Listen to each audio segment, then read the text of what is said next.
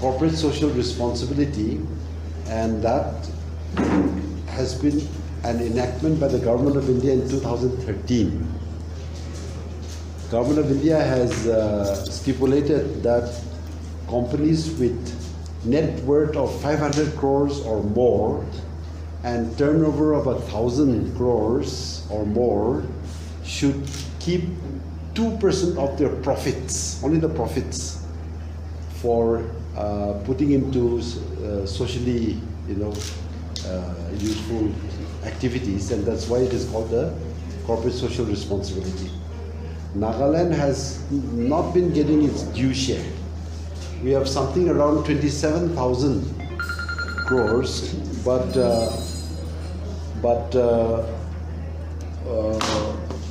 we are getting only 0.006%. So there's a very small amount, and therefore this conclave has been mounted to try to attract more CSR investment in the state.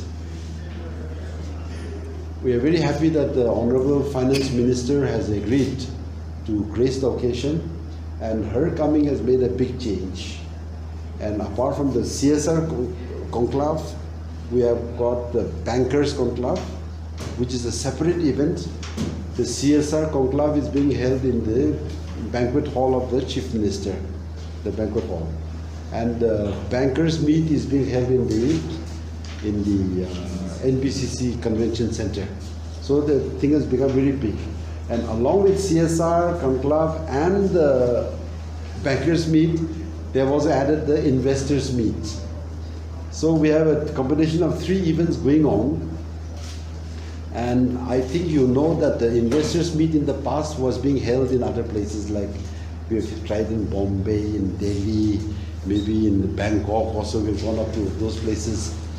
But not much effect has taken place due to the Investors Meet that we have attended. We have made a lot of pitch and other things, but things have remained that way.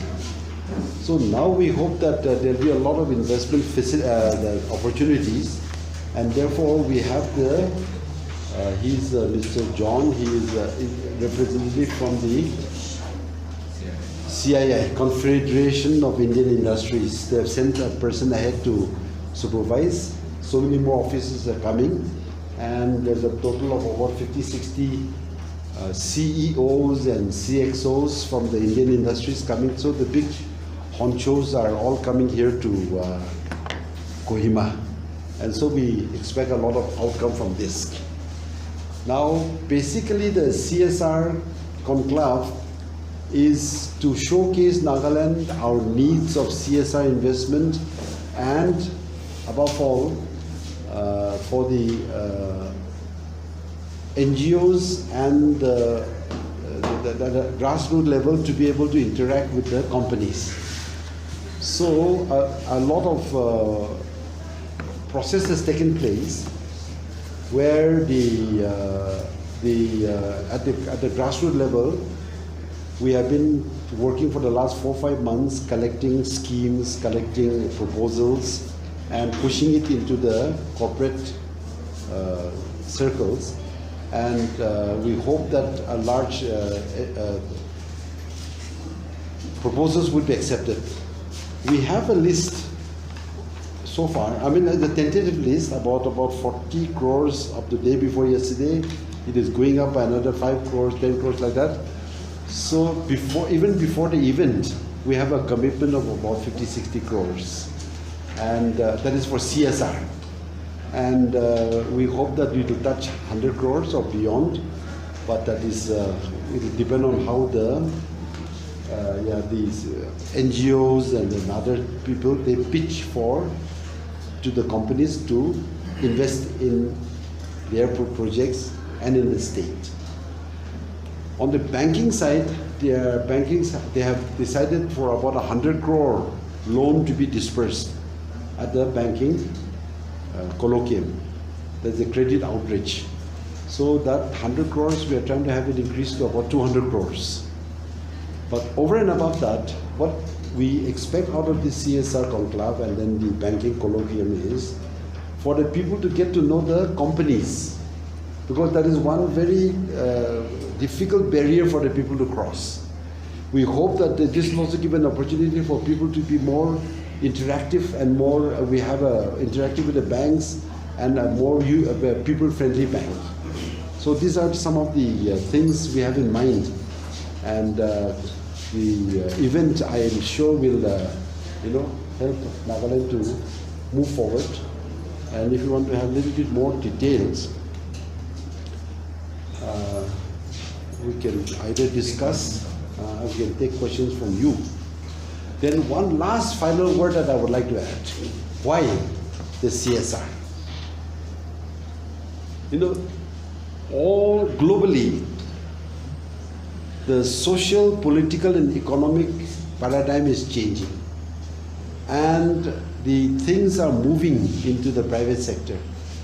The corporate world has overshot the political boundaries, the administrative boundaries, and they're growing like anything.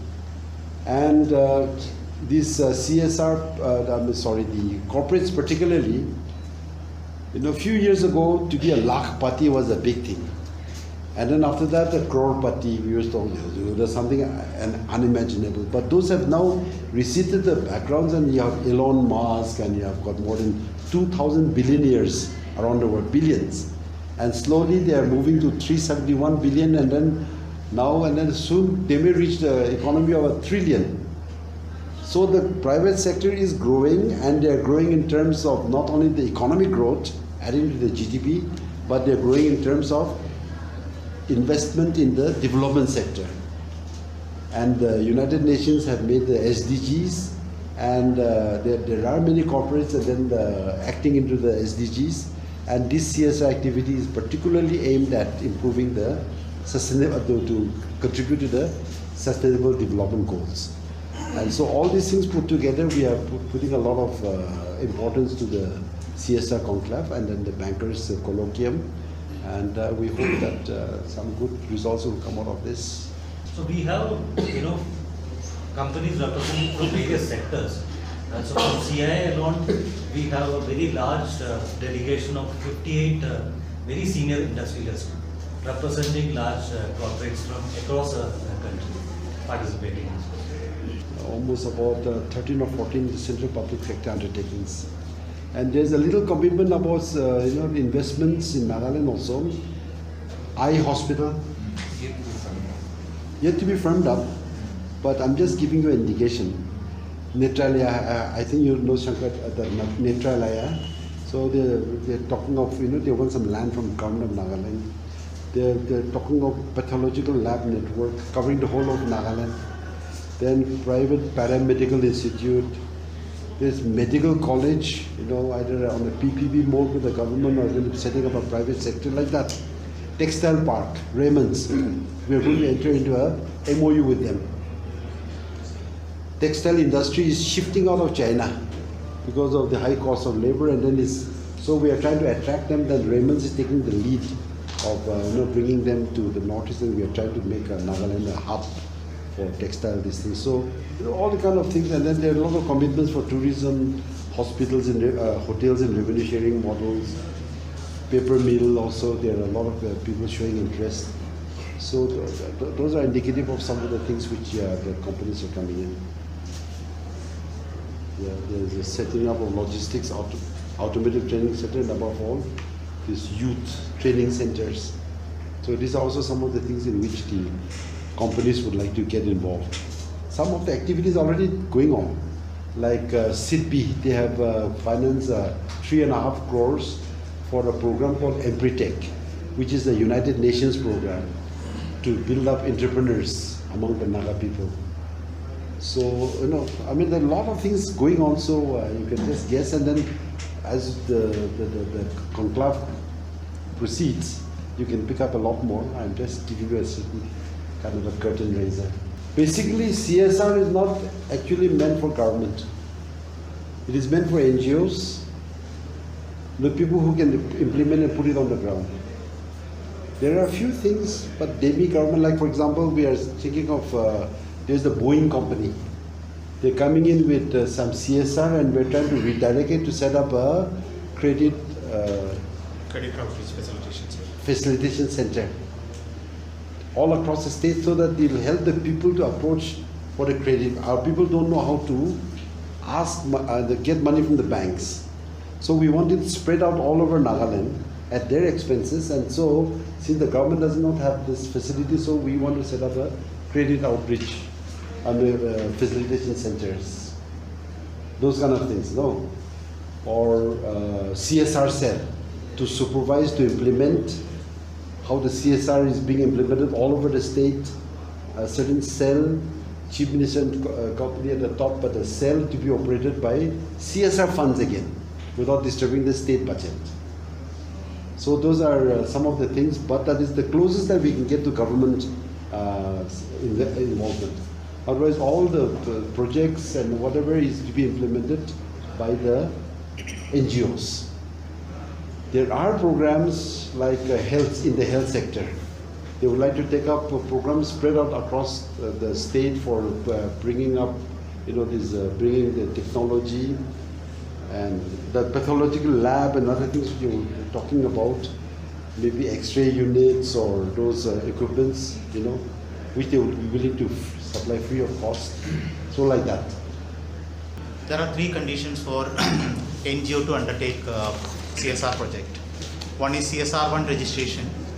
Second, some of them need to have ATG registration or undertaking previous CSR projects. So we are tabulating the list of NGOs in this category, helping them to avail the CSR fund this year. For those NGOs who are not having any of these facilities currently, there is a plan for establishing a CSR capacity building center here in state level. In the next 1 year time, we are expecting to build NGOs at various districts to ensure they have the capacity to undertake CSR projects and have the capacity to directly link up with companies and negotiate with them. Something some of the prominent NGOs in Nagaland is doing, like YouthNet, ECS and others.